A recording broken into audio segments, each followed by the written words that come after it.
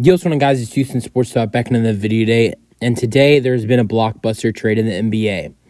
Two-time All-Star Pascal Siakam has been traded to the Indiana Pacers in a 3-team deal, which involves a total of 4 players and 3 draft picks. Let's go over this trade. Siakam is heading to the Pacers, where all 4 of these players are expiring contracts, and all these players are going into free agency. Pascal Siakam and a second-round pick from New Orleans are going to Indiana. The Raptors are receiving Bruce Brown Jr., Jordan Nwora, Kyra Lewis, first-round picks in 2024. Two first-round picks in 2024. One is the Pacers pick. The other pick belongs to Oklahoma City. And then a 2026 first-round pick as well.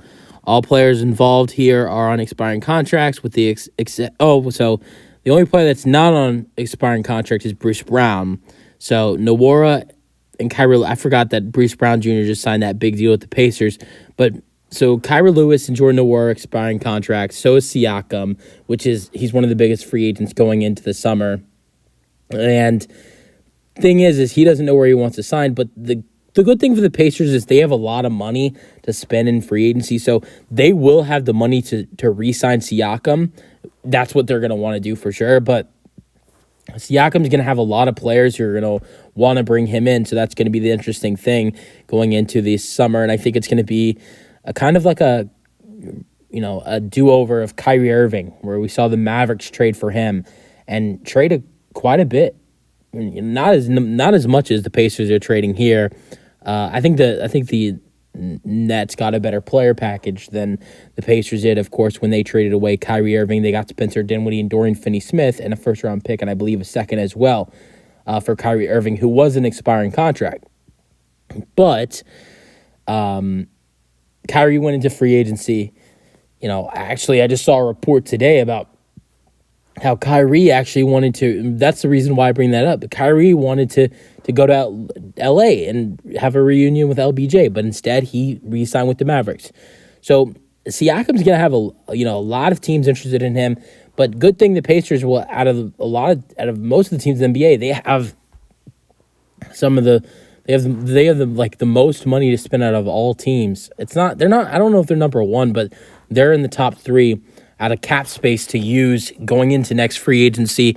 And by the way, what the Pelicans are getting, because they are trading away Kyra Lewis Jr. in this trade and a second-round pick, their compensation in this trade has not been announced yet. Like I said, Siakam's a 2-time All-Star. He's a 2-time All-NBA. He's a 1-time NBA champion as well. This season, he's played in 39 games with 39 starts, averaging nearly 35 minutes per game, which is the lowest. 34.7. It's the lowest in his career since the 2018-19 season. He hasn't been this low since 35.2 in the 19-20 season. He's averaging 22.2 points per game with 5 assists per game and over 6 rebounds per game with 6.3. His 3-point percentage is 31.7%, although at times he shot the ball well from 3. Not most of the time, but sometimes. But more than shooting the ball good, he has shot the ball bad from 3. But every once in a while, he'll have a game where he's lights out from 3. I remember watching one game, he shot like 5 for 8 or 6 for 8, something like that, where he dropped like 35 or 36 points. He has had a field goal percentage of 52% this season with the Raptors. And going over Bruce Brown Jr., who just signed a big deal with the Pacers, which it was really surprised me when I found out that they were making this move to get rid of him. But to get better and to try to improve their team and add in an all-star next to Tyrese Halliburton, that's what you're going to have to do. Bruce Brown Jr. signed a big deal, just won a championship with the Denver Nuggets, and has played 33 games with 33 starts this season for the Pacers, has gotten traded away to Toronto. He's averaged 12 points per game this year with over 1 steal per game, 3 assists per game, 5 rebounds per game. From 3, he has shot 32%, which is his lowest in a couple seasons. He hasn't shot this low from 3 since the 2020-21 season with Brooklyn, and his field goal percentage is 47.5%.